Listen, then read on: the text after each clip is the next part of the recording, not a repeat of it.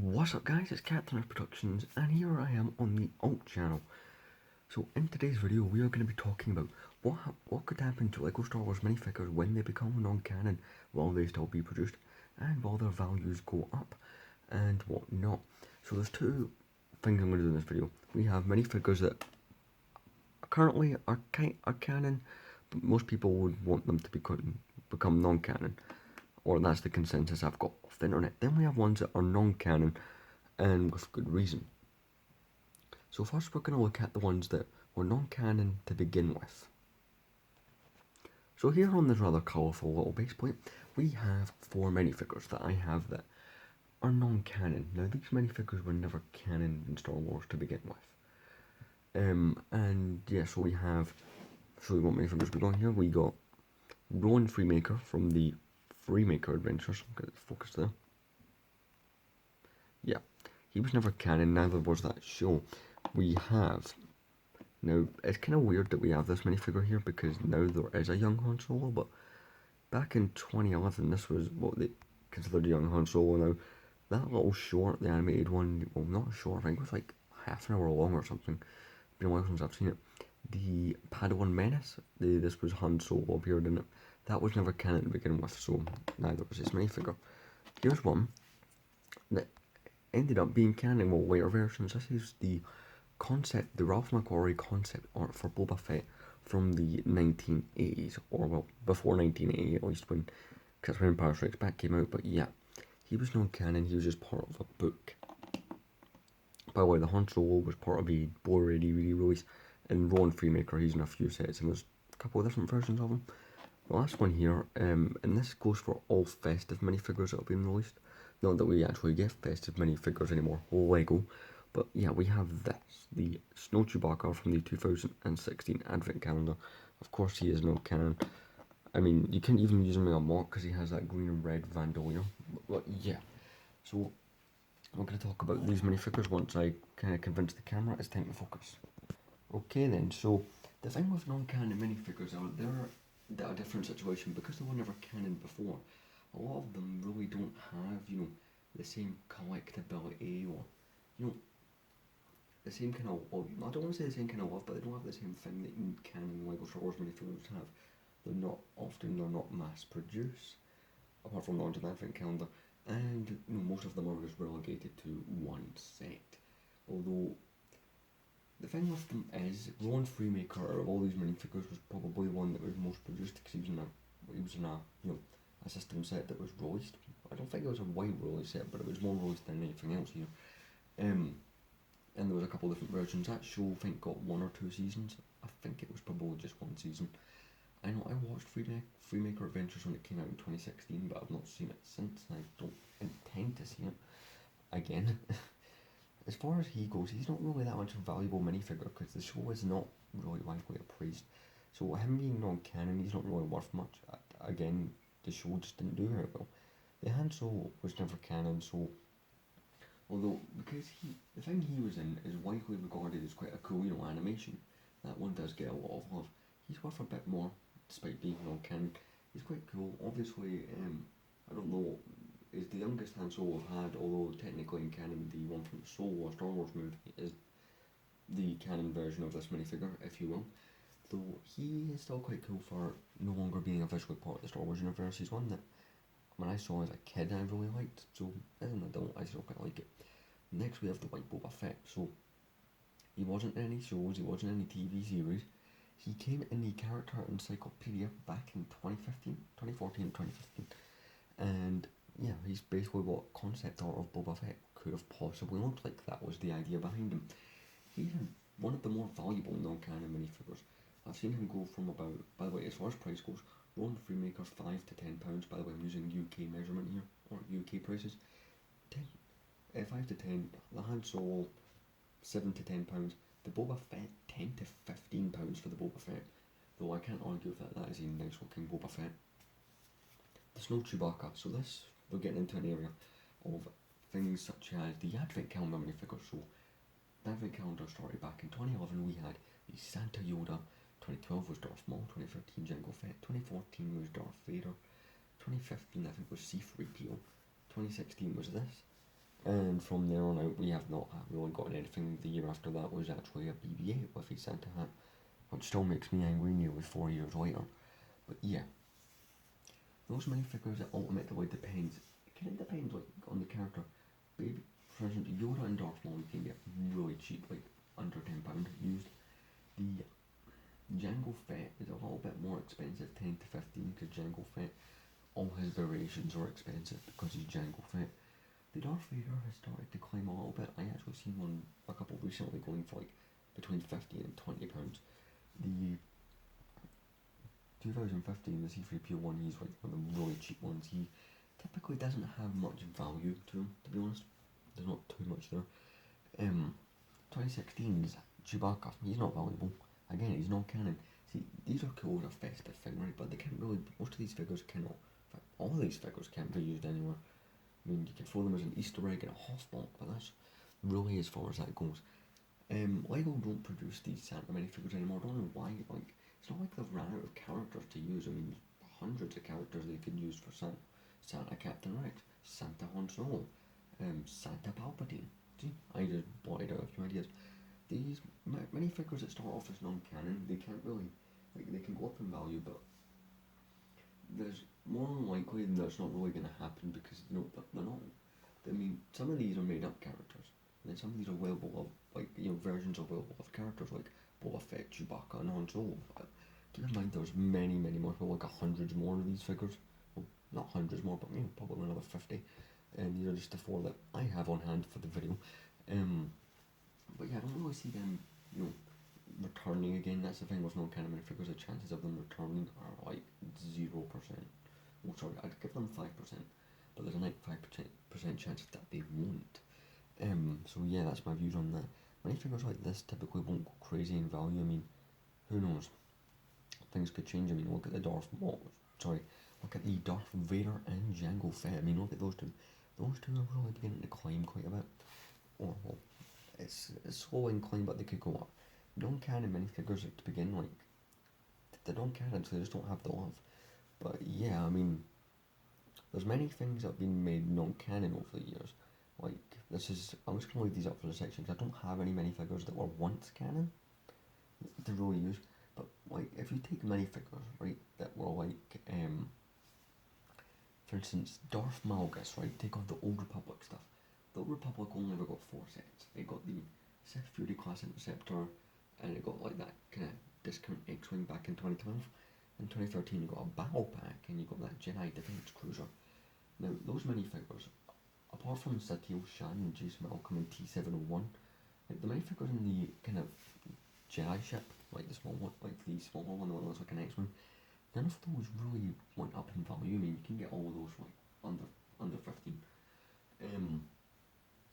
But characters like Darth Malgus and any of the minifigures from that Jedi Defense Cruiser are went up in value. See, if a minifigure is made canon, or it starts off as canon and is made non-canon, they have the potential to rise, because, I mean, we're never going to see a Lego Darth Malgus, we're never going to see Satele Shan, Jace Malcolm, they're never going to happen again, because they've been non-canon for, what, nearly a decade now. So that's why they're never going to show up again. That's why Lego won't, you know, remake them as canon, because they don't really make non-canon things apart from their own silly creations. I'm looking at you, Rowan Freemaker. That's really just kind of how that works. Although another argument you can make for those minifigures is those sets, because they're the only ones of their kind, probably make the minifigures go up in value, because they have exclusive molds. That's what's different about them. Their molds are very, very exclusive. And those minifigures can climb even up if they're misprinted, but we're not getting into that. Although my one thing I will say is I was on eBay because I've been thinking about buying Darth Malgus, and I have been seeing him go up. Sorry about that, my Alexa went off. Anyway, don't know why. As I was saying, Darth Malgus, like, to get his little special chest piece, right, the misprinted one, is going for £200 yet. The minifigure goes from anywhere between it goes anywhere between £55 to £75 used. Now, keep in mind, these are minifigures used prices. We don't want to get into what the hell these things go for new.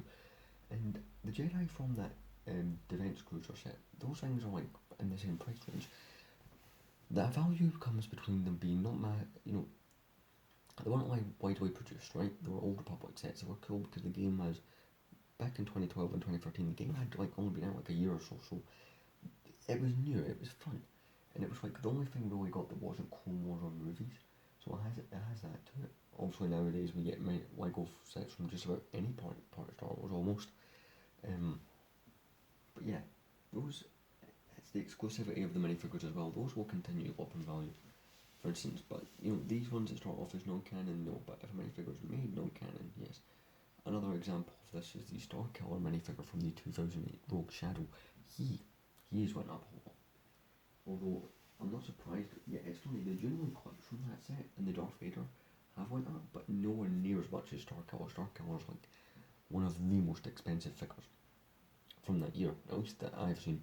But yeah, that's my thoughts on that. I mean, if a minifigure starts off as non-canon, it's never really, gonna do well because it won't be mass produced. Like in these sense, like some of them are, but most of the time they're not. The ones that start off as canon and become non-canon are gonna shoot right up in value because the minute they're made non-canon, they're not gonna get produced anymore. And considering this, like I said, with the Force Unleashed set, the Rogue Shadow, and all these 2012, 2013 Old Republic sets, those went up in value because we'll never get those again because they're non-canon. Let's move on to the next section of the video, minifigures that could become non-canon, and I'll explain a bit more once I switch out this point. Okay then, so here we have all of my sequel era minifigures. Some people might say this is a lot, I don't think it is. Like, trust me, my clone army is like 5 times bigger than this. Like, I do not collect from the sequels. Any minifigures I really have from the sequels, I kind of just like, sure, I bought like one of each battle pack, like apart from the original one for the sequels. I got the sequels Millennium Falcon, that's really about it. Any other minifigures I have from the sequels, they came in, advent calendars and stuff like that when I got them as gifts. But yeah, so the sequel trilogy, according to my knowledge at this point in time, it is currently canon, right? I don't think Disney's going to change it, though there was a lot of talk about it being remade and stuff. But yeah, I purposely did not watch any content for this when I was making this, purely to give my own views on how it currently kind of is and kind of isn't. So, the difference with the sequels in the Old Republic stuff. The Old Republic stuff only got produced between 2012 and 2013, only amounted to 4 sets and 1 polybag. That's all we got. By the way, the polybag being Darth Revan. He's another case of one being made non-canon and going up in value. But to my most recent knowledge, I think it was in 2019, Darth Revan became canon again. So there's potential for some stuff to be made non-canon again, but with Disney, it's not likely. They'd rather make things non-canon than bring them back. So the sequels trilogy, right, there's probably a good 100 or 200 sets. Maybe that's too much. By the way, when I say sequels, I am not counting things. I know Solo Star Wars Story isn't, and I'm not counting The Mandalorian, right? Those don't count. I'm only talking about The Force Awakens, The Last Jedi, and Rise of Skywalker, which I have very, very not good thoughts on those movies. They were not movies that resonated with me well. When I saw the original trilogy as a kid, like the first Star Wars movie I saw was Return of the Jedi, right? And don't ask how that was the first one I saw, it just happened to be the first one I saw. I was hooked. If I had saw the sequels as a kid, I would have probably not been where I am today, like making Lego Star Wars videos on 2 different channels. That would not have become something I do. My point here being, mostly, let's get back to the actual topic. As far as value goes, these minifigures, if they become non-canon, are Lego going to produce them? Hard to say, right? With the Old Republic, definitely not. But with these, they make their own stuff up. Like, they make the Freemaker Adventures, they made those weren't canon, and yet they continue to make them also to sell a product. So whether or not these would be made if they become non-canon, I ain't sure. If I was to pick an answer for Mr. Bet on it, I'd probably say no, they wouldn't continue to make these, and for good reason. They don't want to sell something the fans don't want. For instance, some of the sequel sets are cool looking. I just don't love the films enough to really go out and buy them. I mean, look, I've been collecting Lego Star Wars since 2000. Well, my original collection started in 2008 and ended in 2014 when I lost the entire collection, and I restarted in 2015. That was when all the sequel stuff was coming out, and I went and bought retro sets. I mean, you can see some of the retro set boxes there. But that's my point, like, these will not go up in value if they're made non-canon. Like, some of them might, like, the more expensive ones, like the harder things, like I think the Knights of Ren and Snowlight, they might rise in value because they won't have many cents. But these minifigures here, these general ones I've got, are very easy to get a hold of. I mean, maybe the Finn here, maybe I'm not sure if this Finn really is. I got them in that 20th anniversary visual dictionary. And a couple of these did actually come from books. Right? I know he came from a book. Besides the point, because these have been mass reproduced over nearly 6 years, right? Sequels. Okay, the first Star Wars, sorry no, the first sequel movie came out almost 6 years ago. That's crazy, right? The end of 2015. Because of how widely these have been marketed and produced and stuff like that, these will not really go up in value because, you know, they're that widely produced that they're so easy to get. I mean, it's easier to get a First Order Stormtrooper than it is a Clone Trooper, right? Don't even ask how that is possible. It confused me too.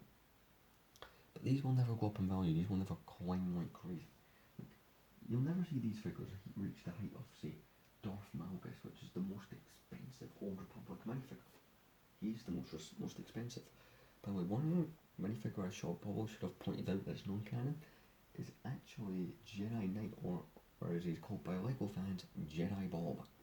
The yellow skin Jedi from the 2002 Republic gunship. If you know, you know. If you don't, you don't. Right, my point being, like, he went up in value, although he's become like a much beloved icon, I want to say, of the Lego Star Wars community, right? But that's besides the point. Unlike, you know, things that were once, these won't go up in value because they don't have, I mean, they'll have to buy some, right? I'm not saying they're the worst movies ever, but they're okay movies, but when it comes to Star Wars, they're definitely not at the top, right? I mean, I think it's true to say because when the Rise of Skywalker was coming out, there was more hype that year for Star Wars The Clone Wars 7th season. Which also brings me to one last point about another thing that's made non-canon that didn't go up in value. And this one surprised me. Back in 2015, we only ever got one set from this. So Star Wars The Clone Wars, it ran from 2008 to 2020, right? Obviously it was cancelled for 5 years in between. Sorry, 6 years. There was a Clone Wars series that ran from 2003 to 2005, right? You can watch all of them on YouTube put together. It's like an hour and a half long, right? Really cool series despite not being officially canon. I personally do prefer the 2008 one. Anyway, my point with that being that Anakin Skywalker in that set, he didn't go up in value because he was in the 2013 gunship. The astromech droid, he's in so many other sets, he never went up, right? And the Asajj Ventress is the only one to gather any kind of real value, even though it's not much, right? You can get her pretty cheap. So again, as far as minifigures being made non-canon and go up in value, the Old Republic is really the only case of that really happening. But yeah, that's my point. These minifigures, if they're made non-canon, they'll never be worth much. I mean, every other piece of Star Wars content seems to get a lot more love than sequels.